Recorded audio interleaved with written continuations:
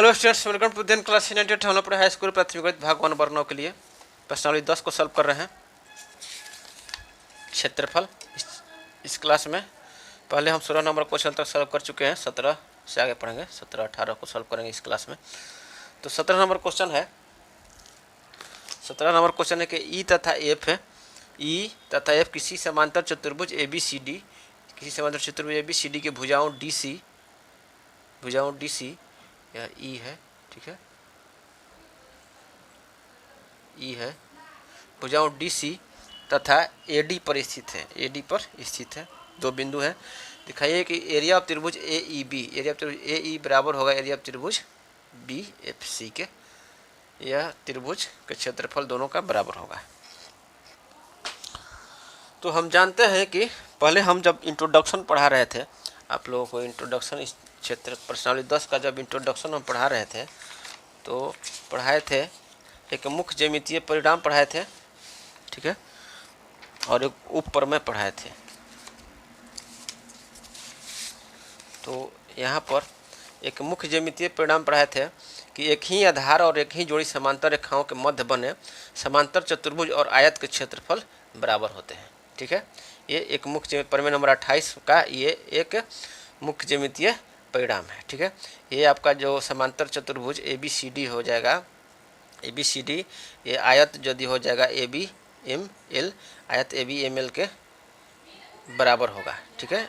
आयत A B M L के क्षेत्रफल के बराबर होगा। तो और एक पढ़ाए थे, उप प्रमेय में पढ़ाए थे। उप प्रमेय दूसरा था कि यदि कोई त्रिभुज और कोई आयत एक ही आधार पर हो तथा उनकी ऊंचाई एक ही हो तो त्रिभुज का क्षेत्रफल आयत के क्षेत्रफल के आधे के बराबर होता है, ठीक है। तो इसी दोनों का उपयोग करके हम ये सिद्ध करेंगे कि एरिया ऑफ त्रिभुज ए ई बी बराबर होगा एरिया ऑफ त्रिभुज बी एफ सी। तो यहाँ पर हम लिख चुके हैं कि हम जानते हैं कि एक मुख्य ज्यामितीय परिणाम है, एक ही आधार और एक ही जोड़ी समांतर रेखाओं के मध्य बने समांतर चतुर्भुज और आयत के क्षेत्रफल बराबर होते हैं।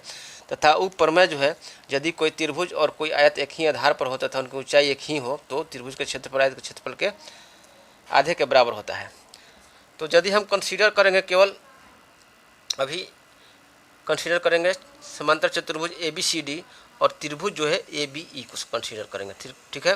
तो समांतर चतुर्भुज ए बी सी डी, और यदि इसको आयत हम बनाएंगे तो इस तरह से एक आयत बनेगा, ठीक है। आयत के सभी कोण जो 90 डिग्री होते हैं, तो और यहाँ से एक ये 90 डिग्री ये आयत बनेगा, ठीक है। आयत आपका हो जाएगा ए बी एम एल आयत होगा, ठीक है, ए बी एम एल आयत होगा। तो मुख्य ज्यामितीय परिणाम में था कि एक ही आधार और एक ही जोड़ी समांतर रेखाएं ए बी और सी डी, और ये आपका क्या है, एक ही जोड़ी समांतर रेखाएं हैं कि मध्य बने समांतर चतुर्भुज और आयत का क्षेत्रफल बराबर होते हैं, ठीक है, ये बराबर हो जाएंगे। और यदि कोई त्रिभुज ए बी ई हो जाएगा और कोई आयत ए बी एम एल एक ही आधार पर होता था, उनकी ऊंचाई क्या हो जाएगा, आयत का ऊंचाई कितना हो जाएगा, ये बी एम होगा ऊंचाई, और त्रिभुज का भी ऊंचाई जो हो जाएगा ए बी ई का ऊंचाई, जो यदि शीर्षलंब यहाँ से डालेंगे तो ऊंचाई जो होगा बी एम के बराबर होगा। ऊंचाई एक ही हो तो त्रिभुज का क्षेत्रफल आयत के क्षेत्रफल के आधे के बराबर होता है।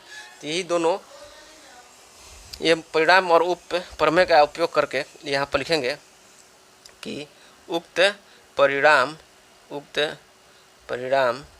ये आपका परिणाम हो गया, और उप प्रमेय के आधार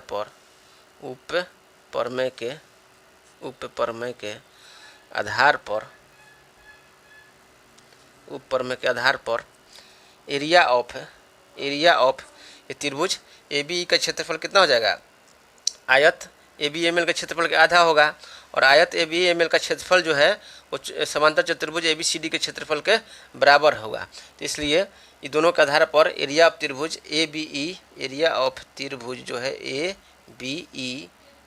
ई बी लिखा हुआ है, A E B sorry, area of त्रिभुज ए ई बी बराबर हो जाएगा 1/2 गुना में एरिया ऑफ समांतर चतुर्भुज A B C D, area of चतुर्भुज A B C D, area of, क्योंकि 1/2 गुना एरिया, ये आयत का एरिया का आधा होता है एरिया ऑफ त्रिभुज ए बी, और एरिया ऑफ आयत ए बी एम एल बराबर है समांतर चतुर्भुज ए बी सी डी के क्षेत्रफल के, इससे मुख्य ज्यामितीय परिणाम से। तो ये आपका हो गया फर्स्ट समीकरण। अब इसी प्रकार जो है लिख देंगे केवल इसी प्रकार, ठीक है, इसी प्रकार यह आपका हो जाएगा त्रिभुज बी सी एफ में, त्रिभुज बी एफ सी में, त्रिभुज बी एफ सी जो है यहाँ पर ये आपका हो जाएगा, ये बी सी आधार हो जाएगा। और यहाँ यदि एक आयत बनाएंगे इस तरह से भी आयत बनेगा, इसमें भी आयत बन जाएगा, तो बी सी आधार हो जाएगा। तो एरिया इसी प्रकार लिख देंगे, एरिया ऑफ त्रिभुज B F C, area of त्रिभुज बी एफ सी बराबर होगा 1/2 गुना में एरिया ऑफ समांतर चतुर्भुज ए बी सी डी, ठीक है। ये दोनों का उपयोग करके यहाँ पर एरिया ऑफ त्रिभुज बी एफ सी बराबर होगा, यदि आयत बनाएंगे तो उस आयत के आधा होगा, और जो आयत होगा इस समांतर चतुर्भुज ए बी सी डी के क्षेत्रफल के बराबर होगा। इसलिए एरिया ऑफ त्रिभुज बी एफ सी 1/2 गुना एरिया ऑफ चतुर्भुज ए बी सी डी। समीकरण फर्स्ट और सेकंड से आपका क्या हो जाएगा, ये आर एच एस बराबर है, आर एच एस बराबर है तो एल एच एस बराबर हो जाएगा। समीकरण फर्स्ट और सेकंड से एरिया ऑफ त्रिभुज ए ई बी बराबर होगा एरिया ऑफ त्रिभुज बी एफ सी के, एरिया ऑफ त्रिभुज बी एफ सी के बराबर, यही सिद्ध करना था। ये आपका सिद्ध हुआ, सिद्ध हो गया। 17 नंबर क्वेश्चन हो गया, ठीक है। 18 नंबर क्वेश्चन देख लेते हैं। 18 नंबर क्वेश्चन,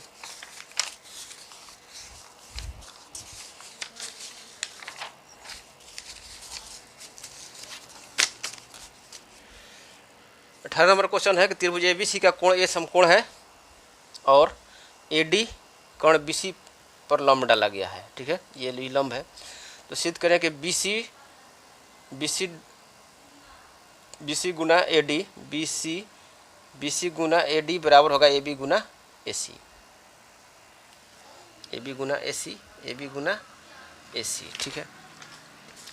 तो त्रिभुज ए बी सी का क्षेत्रफल कितना होता है, त्रिभुज ए बी सी का क्षेत्रफल होता है, ए बी सी का क्षेत्रफल 1/2 गुना आधार गुना ऊंचाई होता है, 1/2 गुना आधार गुना में ऊंचाई होता है, ठीक है। तो यहाँ पर आधार क्या है ए बी सी में, तो आधार यदि ए बी मान लेते हैं, आधार ए बी, तो ऊंचाई कितना हो जाएगा, ए सी ऊंचाई हो जाएगा 1/2 गुना ए बी गुना में ए सी फर्स्ट। और यदि हम आधार जो है बी सी को आधार मान लें, यदि आधार बी सी हो तो त्रिभुज ए बी सी का क्षेत्रफल कितना हो जाएगा, त्रिभुज ए बी सी का क्षेत्रफल हो जाएगा 1/2 गुना, बी सी यदि आधार है तो बी सी आधार है तो ऊंचाई कितना है, जो लंब डाला जाता है वही ऊंचाई होता है। तो शीर्ष से लंब डाला गया ऊंचाई गुना शीर्ष लंब, तो ए डी ऊंचाई हो जाएगा बी सी गुना में ए डी हो जाएगा, ये आपका हो जाएगा सेकंड। तो समीकरण फर्स्ट और सेकंड से दोनों ही त्रिभुज ए बी सी का क्षेत्रफल हैं। समीकरण फर्स्ट और सेकंड से क्या हो जाएगा, 1/2 गुना ए बी गुना में ए सी बराबर हो जाएगा 1/2 गुना बी सी गुना ए डी। 1/2 कट जाएगा, आपका क्या आ जाएगा बी सी, इसको इधर कर देते हैं, B C into A D बराबर हो जाएगा ए बी इंटू ए सी। यही सिद्ध करना था, यहाँ पर लिख देंगे कि अतः सिद्ध हुआ। इस प्रकार से 17-18 क्वेश्चन सॉल्व कर लिए इस क्लास में। अब अगले क्लास में 19 से आगे पढ़ेंगे, तब तक के लिए धन्यवाद।